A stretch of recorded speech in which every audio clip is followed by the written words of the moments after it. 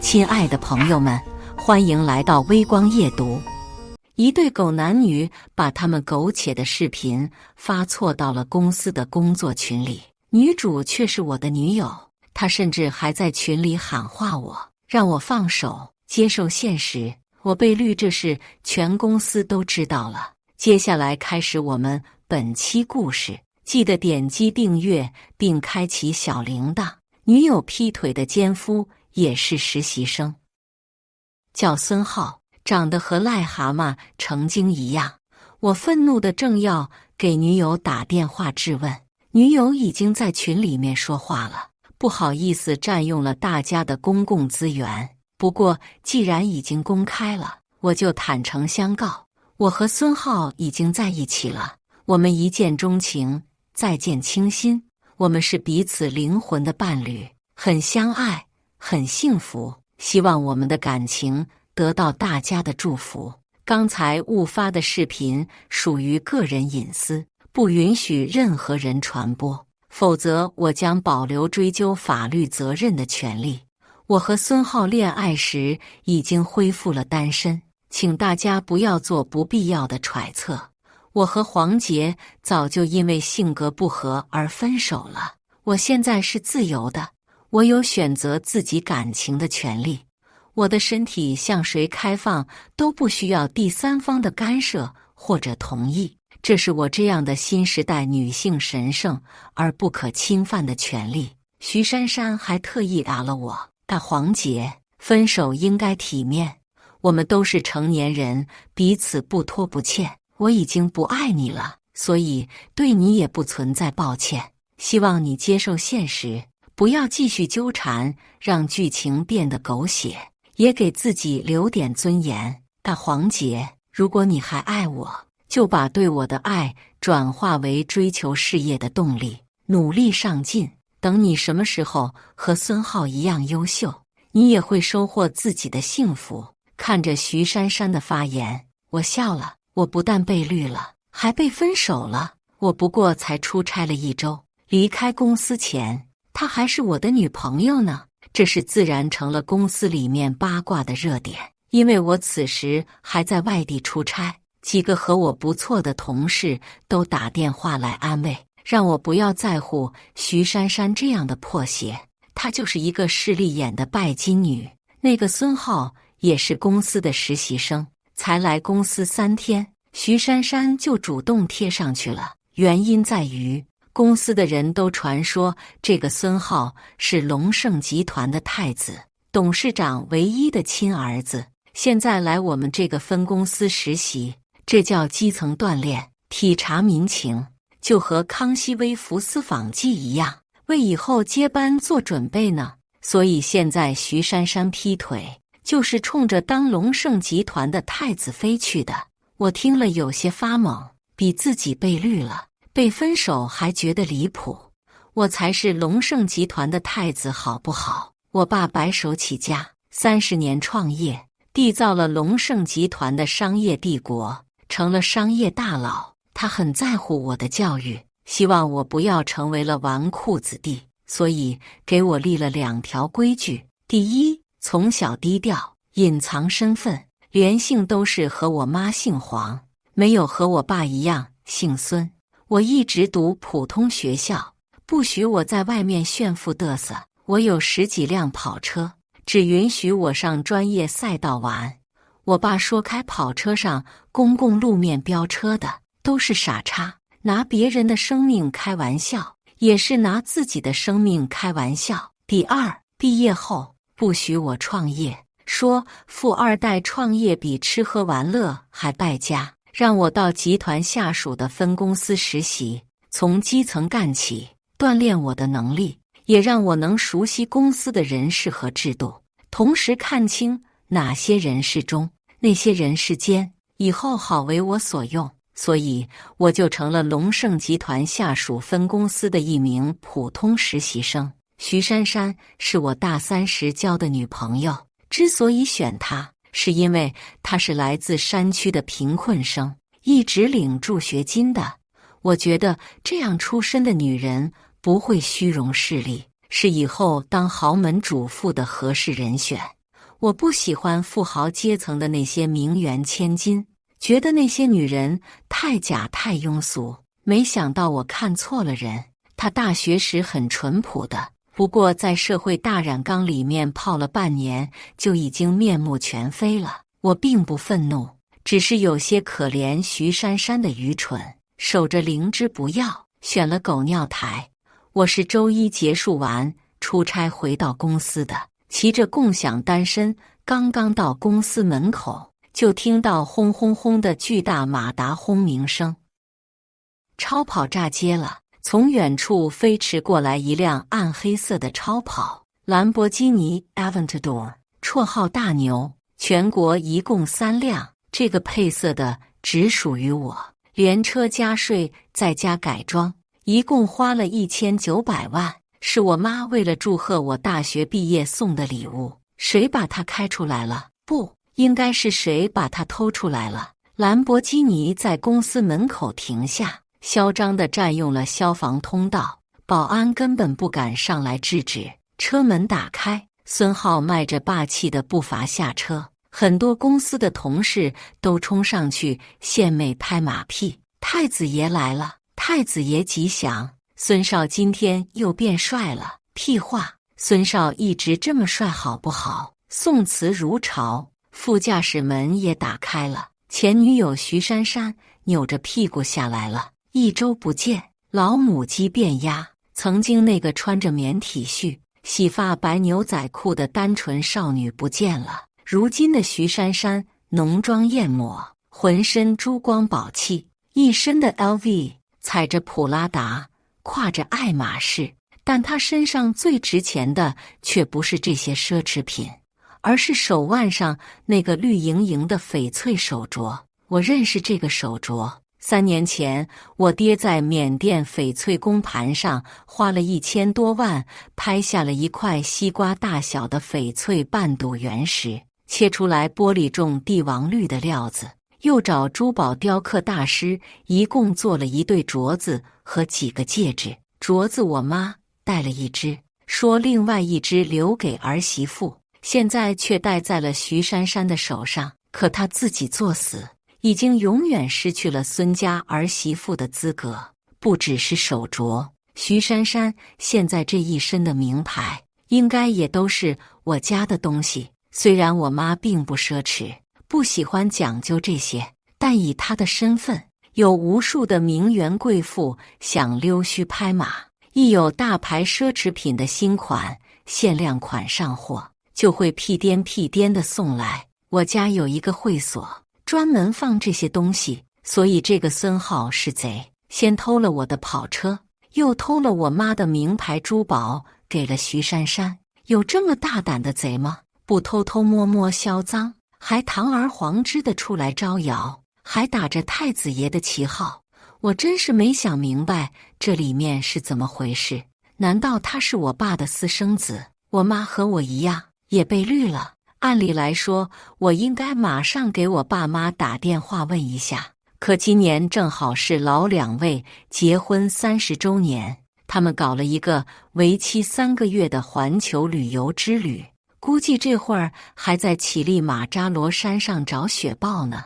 我决定暂时不和他们说这事，以免母亲大人一怒之下直接把老孙给灭口了。因为想着心事，我的目光一直就盯着徐珊珊看。徐珊珊下车后也被一群叽叽喳喳的女同事追捧了，很多之前还曾经欺负过她的女同事，此时殷勤的如同丫鬟。珊珊皮肤真好，珊珊好有福气，能找到孙少这样的男朋友，真是上辈子拯救了银河系。徐珊珊脸上带着骄傲的光芒，享受这种被人跪舔的感觉，直到目光与我对视，顿时就一皱眉。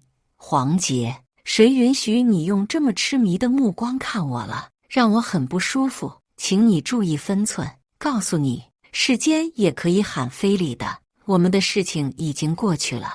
我现在是你高攀不起的女人，你接受现实吧。如果你无法摆平自己的心态，我希望你主动辞职，那样才不会天天被嫉恨折磨。那些女同事听了徐珊珊的话，纷纷对我落井下石。对啊，人家珊珊都把你甩了，还纠缠个什么劲？没出息！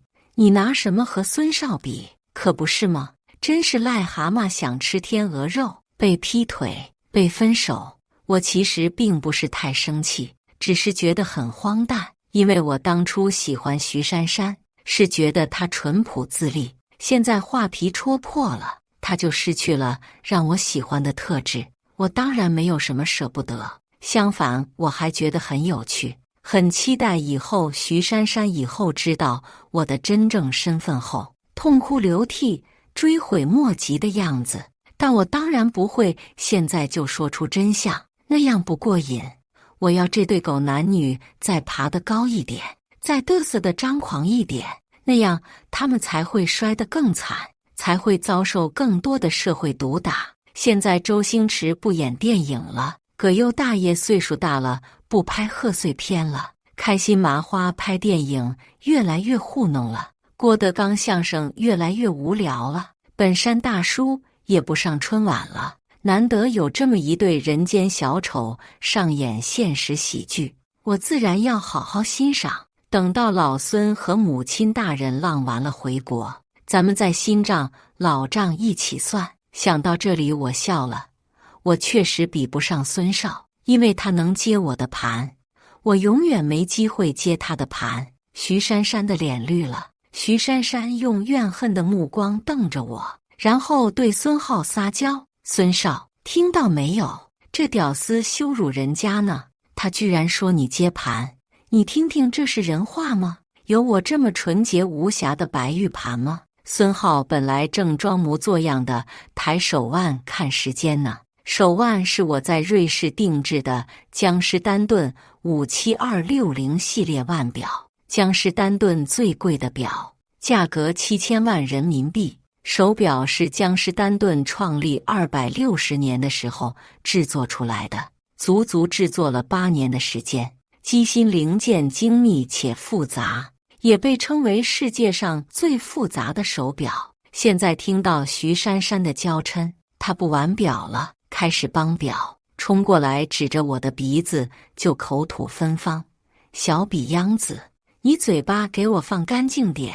我微微一笑，小鼻杨子骂谁呢？孙浩一看就没看过《神雕侠侣》，不知道杨过的故事，于是下意识接口回答：小鼻杨子骂你呢。只是他刚说完，已经意识到不对，周围已有人憋不住偷笑了。孙浩恼羞成怒，要和我动手，徐珊珊却装起了贤妻良母：亲爱的，别冲动，你是千金贵体，不能和这样的屌丝一般见识，这叫瓷器不碰铁器，穿新鞋不踩狗屎。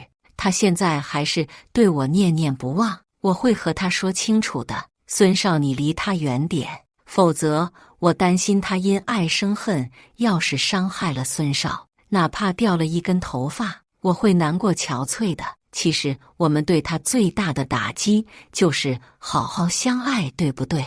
你越爱我，他才会越痛苦。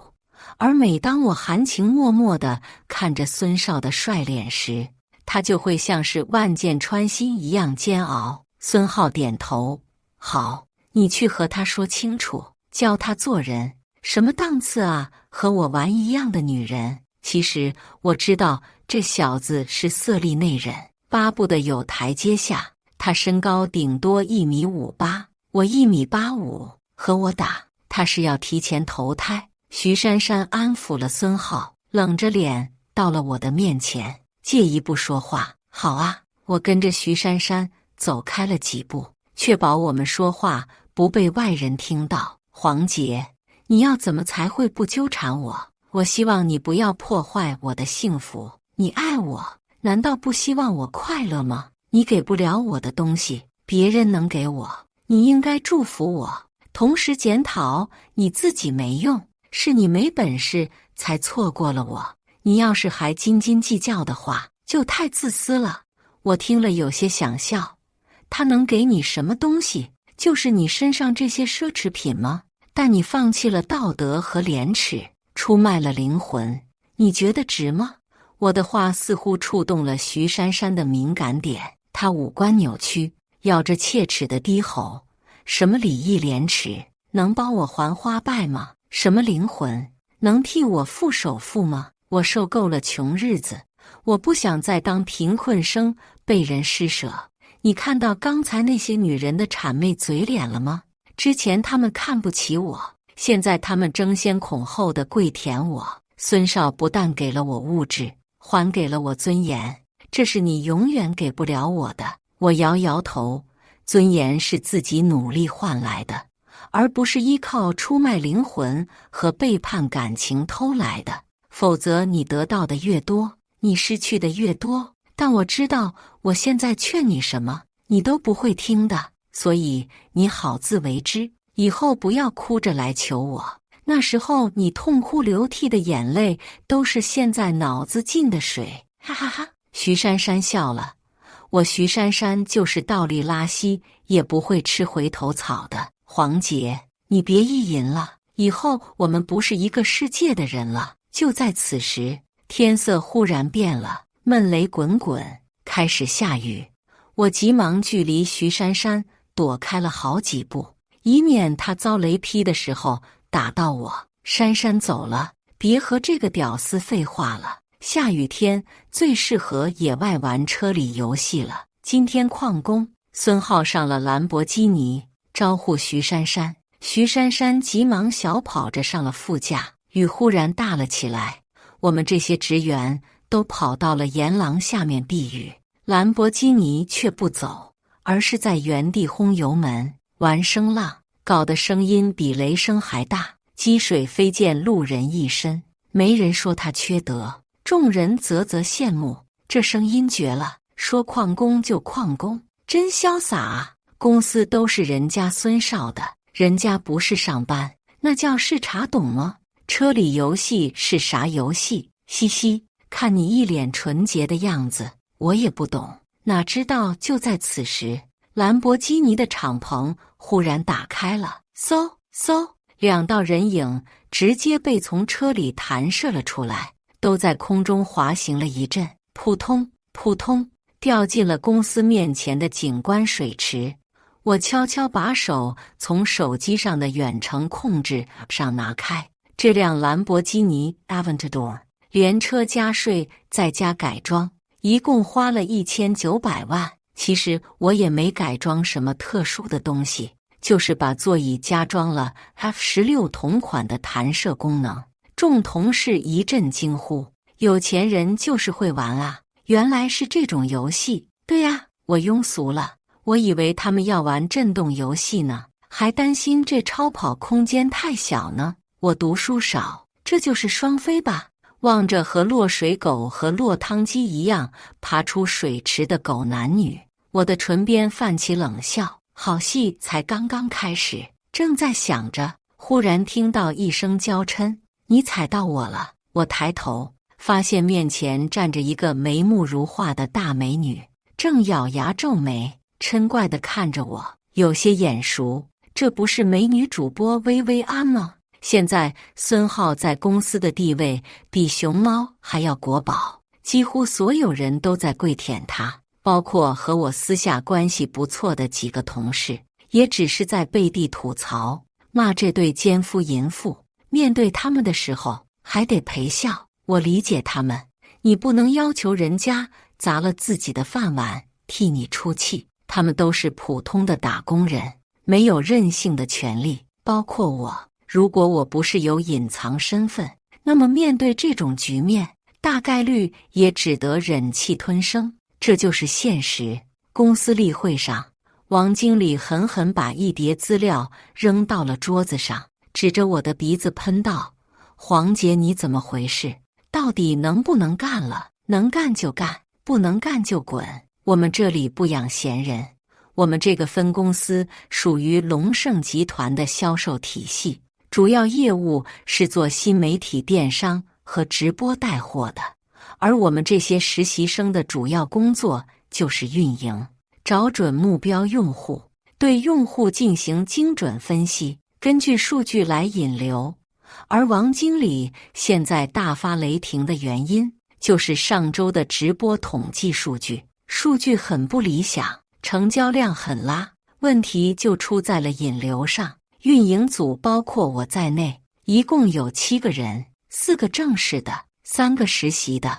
那4个正式员工脸上都露出了古怪的神色，但都没有一个人开口的，而是低头看手里的资料。所有人都知道王经理这是在故意刁难我，让我替人受过。因为上周的数据分析与引流是每个人负责一部分，我和4个正式员工的工作没有任何问题，问题就出在其余的2个实习生上，就是孙浩与徐珊珊。徐珊珊本来工作很努力的，一直想着可以转正，但是她现在抱上了孙浩的大腿，以太子妃自居，自然对工作就完全不在乎了。而孙浩更是完全混日子，所以2人负责的部分几乎是空白，这样能成功引流才有鬼呢。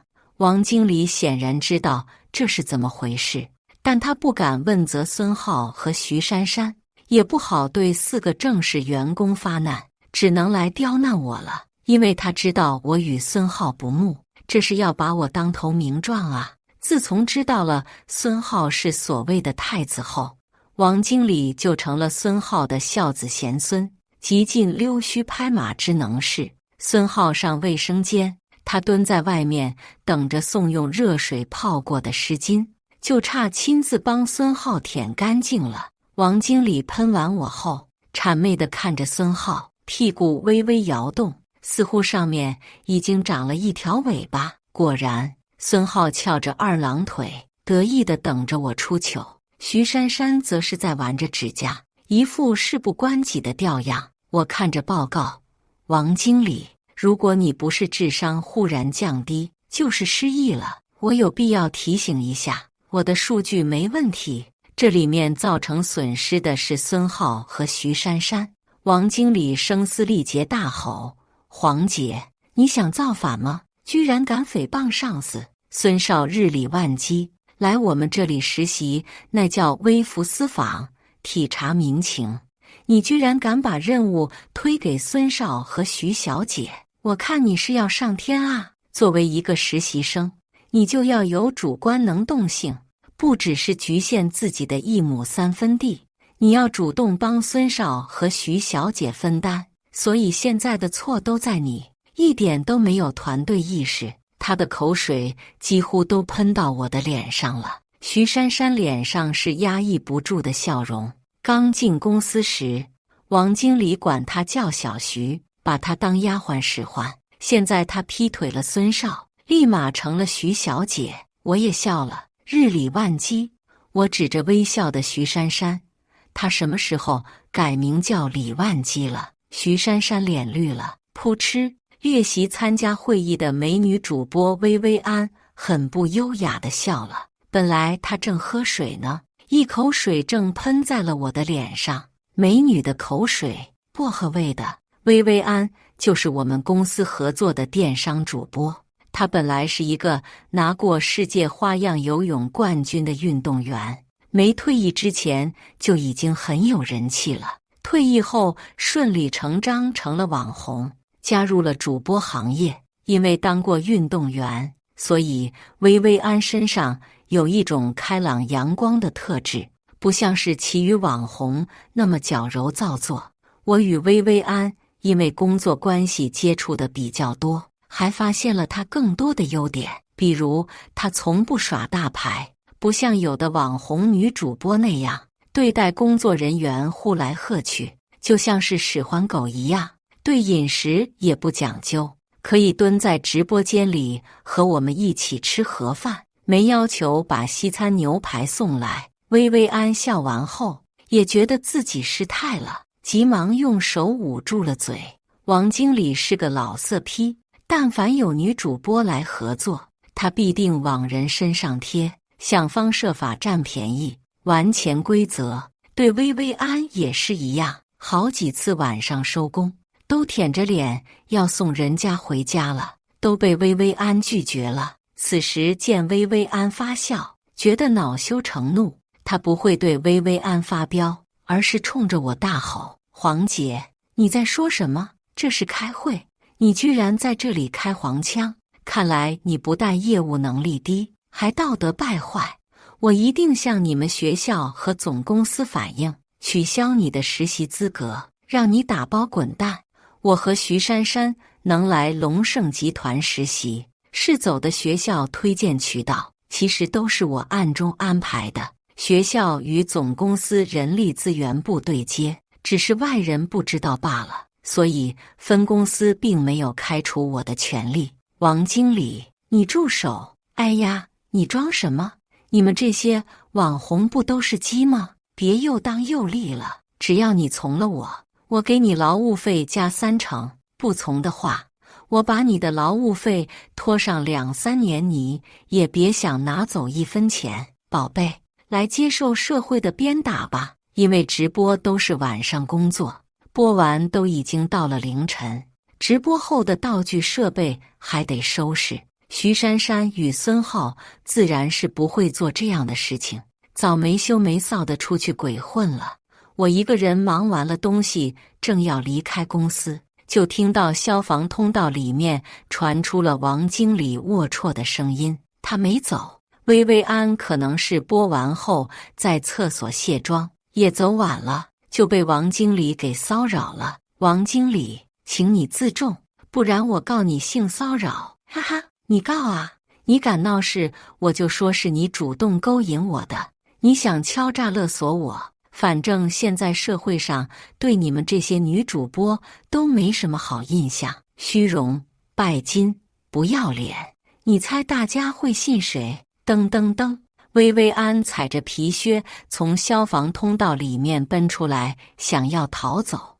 王经理在后面锲而不舍地追，哪里跑就没有我玩不到的女主播。薇薇安正好在走廊里面遇到了我，小兔子一样躲在了我的身后。小黄帮我！王经理看到是我，滚开，别耽误老子的事。你这个菜鸟应该知道在职场最要注意什么吧？就是不要多管闲事，特别是上司的闲事，不该问的别问，不该说的别说。我摇摇头，王经理，看来你不但领导能力低，还道德败坏，你这样很危险的，我感觉你迟早要出事。小崽子说谁呢？啊！王经理还要口出不逊，扑上来对我张牙舞爪，已经被我一脚踹在了裤裆上，虾米一样趴在地上打滚。我送你回家吧，不过我只有电动车，你不介意吧？不介意，我请你吃夜宵吧。薇薇安笑靥如花，我把王经理打了，我以为第二天这老逼灯就要找我的麻烦，没想到老逼灯似乎和失忆了一样，根本不提昨晚的事，却给我安排了一个任务，让我去一个供货商那里订货。我带着支票去的，供货商的财务笑得很猥琐，咱们开多少钱的发票？我一愣，什么意思？财务一副过来人的口吻，小兄弟一看就是才入行，是不是？高于原价的部分是辛苦费啊。我懂了，这就是所谓的给回扣啊，那就按老规矩吧。虽然我也不知道之前采购都是拿多少回扣，但要是问的话就显得露怯，所以说老规矩，懂了，那就还是6个点。财务一副老练的样子，6个点就是6%，这次的货款一共是100多万，那回扣就是6万多。我刚回到公司门口，就见王经理已经带着2名保安瞪着我了，公然收取回扣，拿下，报警。我笑了，我早知道这是王经理的圈套，为了报仇，他不只是要开除我，而是要毁了我，所以就联合供货商给我玩了一出欲擒故纵的戏码。否则给回扣这样的便宜事怎么会交给我？肯定都是王经理自己去，或者交给他的心腹了。2个保安已经要把我按住了，孙浩和徐珊珊也在一边看热闹。孙浩撇着嘴，穷人就喜欢做这些蝇营狗苟、偷鸡摸狗的事情，一辈子上不了台面。徐珊珊则是完全忘记了她曾经也是穷人，凑趣道：“是啊，怪不得说穷山恶水出刁民呢。我根本不挣扎，任由他们表演。哪知道就在此时，王经理的手机响了。他接起手机，只听了一句，就气得把手机摔了，冲过来抓住我的衣服：“王八蛋，你居然先一步举报！当然了，我一出那个供货商的公司，就直接打电话给了检察院，举报他们商业贿赂了。那家供货商明面上的老板是一个与龙盛集团毫不相干的人，其实真正的老板是王经理的小舅子，所以他才会利用这个公司给我设套。他根本没想到我居然不贪图回扣，先下手为强，先报警了。他更不会想到，我经过调查，已经查到了王经理与小舅子联手吞没公司财产、偷税漏税的大量违法犯罪事实。商业贿赂只是一个引子，只要深入调查，王经理的猴子屁股就藏不住了。他和小舅子都得进去，还有他之前骚扰很多女主播的事情，10年起步我看行。所以王经理在咆哮之后已经慌神了，手忙脚乱地替我整理衣服。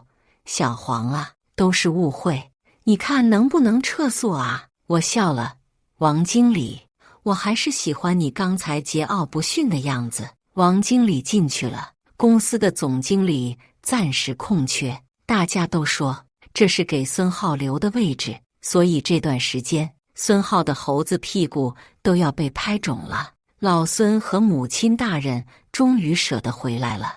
为了怕出人命，我单独把老孙约出来，说了孙浩的事，问是不是他的私生子。如果不是，就按照我的方法玩他；如果是，就让老孙带着私生子一起净身出户。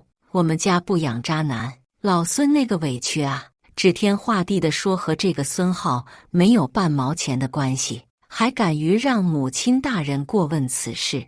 倒是母亲大人说出了孙浩的真正身份，原来孙浩的亲妈叫潘丽丽，是母亲大人的同乡，也算是学生时代的闺蜜。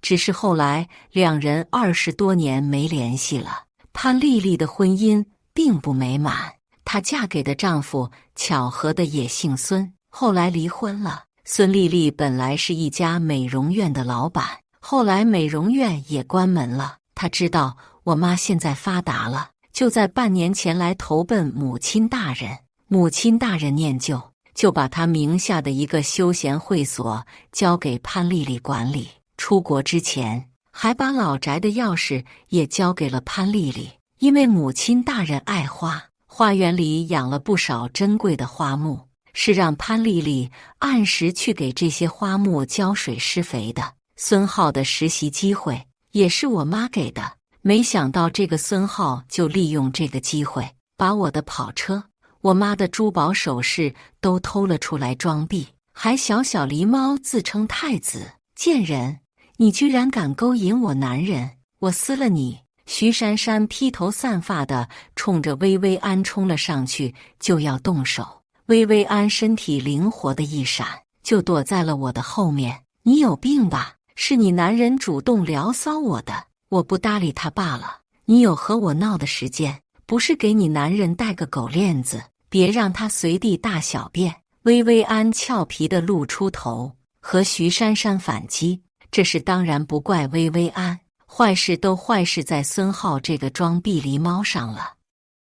他刚勾搭上徐珊珊，又对薇薇安有了非分之想，总是给薇薇安发信息聊骚。薇薇安不搭理他，他就跑到薇薇安的直播间里面猛刷礼物，成了薇薇安的榜一大哥。可能在孙浩的印象里，能当上榜一大哥，就能有与女主播连接的权利吧。至于孙浩的钱从哪来的，我也暗中调查了一下。一方面，现在潘丽丽得到我妈的赏识，让她主管一家会所，收入很不错。另一方面，这小子肆无忌惮地撸网贷，现在已经借了几十万了，还有恃无恐，肆意装逼，似乎并不担心自己还不上。真是无知者无畏啊！似乎连梁静茹都没法给他这么多的勇气吧。薇薇安还是对孙浩不假辞色，结果被徐珊珊发现了。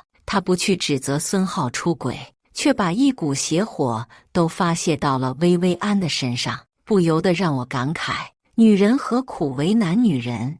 家里面的猫偷腥美人鱼，你最应该做的是把猫给结扎啊！呸！孙少那么爱我，怎么会主动找你？肯定是你这个狐狸精用不要脸的手段狐媚孙少的。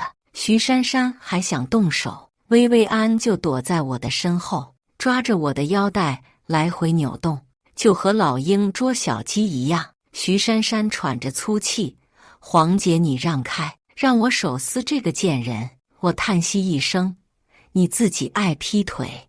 你找的男人当然也是臭味相投，所以他劈腿有什么奇怪吗？接受现实吧。孙浩是你自己选择的狗屎，你就是打着嗝也得吃完啊。”后面的薇薇安笑得花枝招展：“黄姐，你不要这么幽默好不好？你要是再散发魅力的话，我都要爱上你了。”徐珊珊气得抓狂：“黄姐，你是因爱生恨故意气我是吧？故意保护这个妖艳贱货是为了刺激我是吧？把他当成我的替代品。”后面的薇薇安很不满：“黄姐，我是他的替代品吗？”我揉揉鼻子，字斟句酌地说：“不叫替代品，叫产品迭代升级吧。如果你算苹果15的话，它顶多算是个 BB 机，还不是汉显的。”薇薇安笑得更加开怀。孙浩出现了，他皱着眉：“薇薇安，你这个女人好不知趣。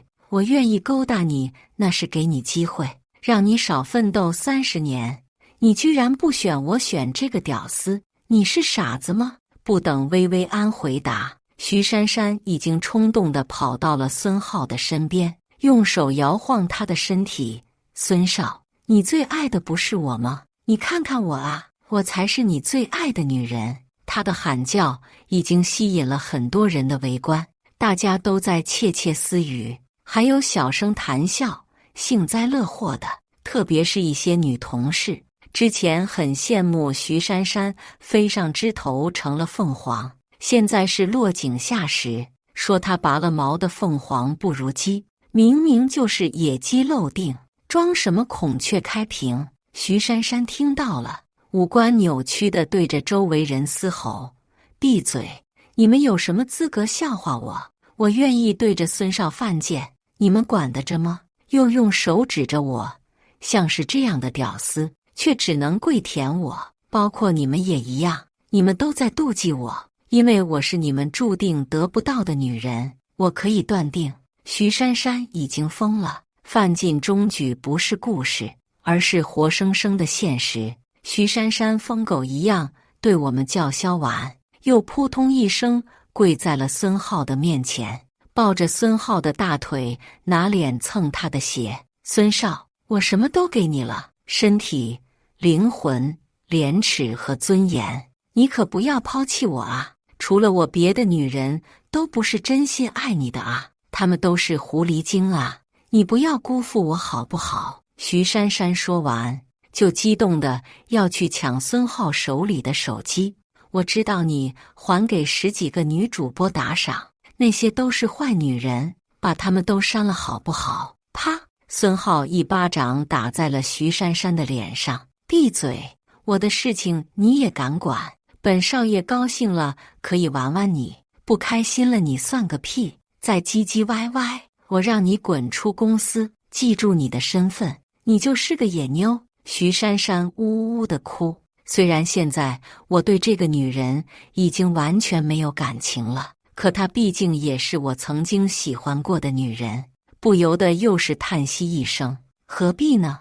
为什么要如此作践自己？黄姐，你叹什么气？用不着你可怜我，我宁可坐在宝马车里哭，不坐在自行车上笑。徐珊珊恶狠狠地冲我叫嚣，同时薇薇安也不满地在我腰上轻轻掐了一把。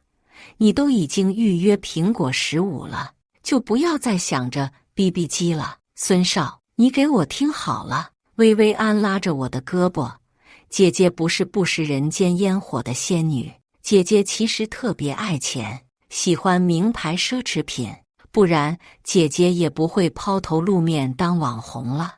但姐姐对男人也是有起码要求的，你长得像是癞蛤蟆成精，蟾蜍飞升一样，我看着实在是反胃。虽然说钱难挣，屎难吃，可是要是被你潜规则了，我也太委屈了。你就不要惦记姐了。至于你家有多少钱，我估计啊，金山银山也架不住你这智商的败坏。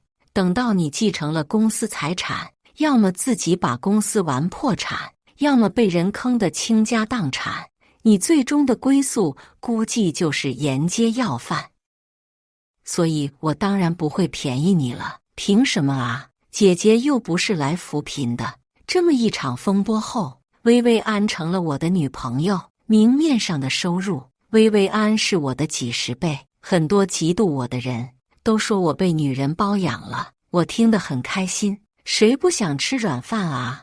而孙浩在薇薇安那里吃瘪了后，又向徐珊珊抛了橄榄枝，现在两人又好上了。徐珊珊还到处说薇薇安蠢呢，孙浩又开始炫耀了。这次炫耀的核心是一个私人岛屿，岛屿上有庄园，有高尔夫球场，有直升机机场，有海底剧院，还有和骑士小说中一样的神秘城堡。这是老孙给母亲大人结婚30周年的礼物，花了15亿买下来的，现在又成了孙浩吹嘘的资本。朋友圈里面一天能发几十张岛上的设施和风景，自然都是他妈潘丽丽偷拍的。前几天我妈去岛上度假，潘丽丽也跟着去了。孙少，能让我们也去岛上开开眼吗？我故意当众谄媚地问。孙浩的脸色一变，他当然不敢答应。偏偏徐珊珊的智商似乎最近已经降到马里亚纳海沟之下了。孙少，让他去，开拓一下他被贫穷限制的想象力。其余的公司同事也都想去岛上开开眼，于是都要求上岛参观。这就等于把孙浩架在火上烤了。我的岛上还一些工程没有完工，你们等消息吧。孙浩找了一个理由就撤了。不过第2天他就高调宣布工程都完工了，要带我们上岛去玩。我笑了，因为我让母亲大人又出去旅游了，还故意把私人岛屿的令符落在了会所里面。孙浩又可以尽情装逼了，因为是我提出要去看私人岛屿和古堡的，这代表了我对孙浩的奴性和臣服。所以现在孙浩、徐珊珊看我的眼神都是用瞟的，完全不屑一顾。在码头，我们都上了带有 HJ 标记的私人游轮。有人还问 HJ 是什么意思，可能是黄杰的缩写吧。我诚实的回答，这自然是引起了一阵哄笑。船舱内外充满了快活的空气，一行人上岛，乘坐着专用的电瓶车到了古堡面前。岛上所有的工作人员对孙浩都很恭敬，因为这都是我安排好的。古堡有2000多平方，一共4层，罗马风格的建筑，通体都是用白色大理石建造，美轮美奂。徐珊珊看到了古堡，发出了鸭子一样的尖叫，她哭了，泪流满面，顾不得擦大鼻涕，回手拉住了孙浩的手。我们以后在这里举行婚礼好不好？孙浩也是第一次来到古堡，目光里都是痴迷，竟然像是没有听到徐珊珊的话。把我的门给我打开，孙浩发出了威严的命令，2个我都用了逻辑重音。仆人徐徐地按动了开关，大门缓缓打开，徐珊珊已经像是小燕子一样往里面冲了。孙浩虽然想尽量表示自己的矜持，没有跑，是用走的，可还是被这样的奢华震撼，走成了顺拐。周围的同事也想尾随进去，被我拦住了。大家不要僭越好不好？肯定是等男主人和女主人先进去之后，我们这些跟班的再进去，不能并肩齐进，那样不礼貌。众多同事虽然有些不满，但也都停住了。就见孙浩和徐珊珊已经马上要走进古堡的大门了。嗷嗷，2声恐怖的嘶吼响起，接着从古堡里面窜出来2只如同牛犊子一样威武雄壮的藏獒，张着血盆大口，一个咬住了孙浩的裤裆，一个啃住了徐珊珊的脸，在尽情撕咬。啊啊！狗男女发生凄厉的惨叫，空气中弥漫着残酷的血腥味，而2只藏獒受到血腥味的刺激，咬得更凶了。徐珊珊和孙浩被咬得鬼哭狼嚎，我们这些围观的人看的是不寒而栗，但没有一个人上去救的。屁话，谁敢啊！眼见着孙浩扑通了几下，已经不动了，好像是死了。徐珊珊身上除了血就是屎尿，她已经没力气哭了，喉咙里只能发出低声的呜咽。我看火候也差不多了，右手悄悄比划了一个手势，终于有专业的训狗师出来，把2个藏獒牵走了。藏獒哪来的？当然是我给孙浩和徐珊珊准备的礼物了。我捏着鼻子过去看2人的伤势。孙浩虽然没彻底死，但也和死差不多了，浑身几乎没有完整的地方。要说这女人的生命力，还就是比男人顽强。徐珊珊也是伤痕累累，连鼻子都没了，只露了2个黑洞，但居然还没有昏过去。她用艰难的语气：救孙少，他不能死。要是不明内情的人，一定会感慨徐珊珊对孙浩情比金坚，但我当然明白，徐珊珊是怕孙浩死了，她就没有进入豪门的机会了。我再次叹息一声：徐珊珊，我要是告诉你，孙浩是一个冒牌货，我才是龙盛集团真正的太子，你信不信？徐珊珊明显不信，似乎想给我一个冷笑，只是她的笑比哭还难看。我只是安排藏獒给他们一个教训，也并没有真打算要他们的命。派直升机来送去抢救，我吩咐。是，少主。岛上的众多仆人一起对我鞠躬行礼，搞得我像是歪嘴龙王一样浮夸。你真是太子？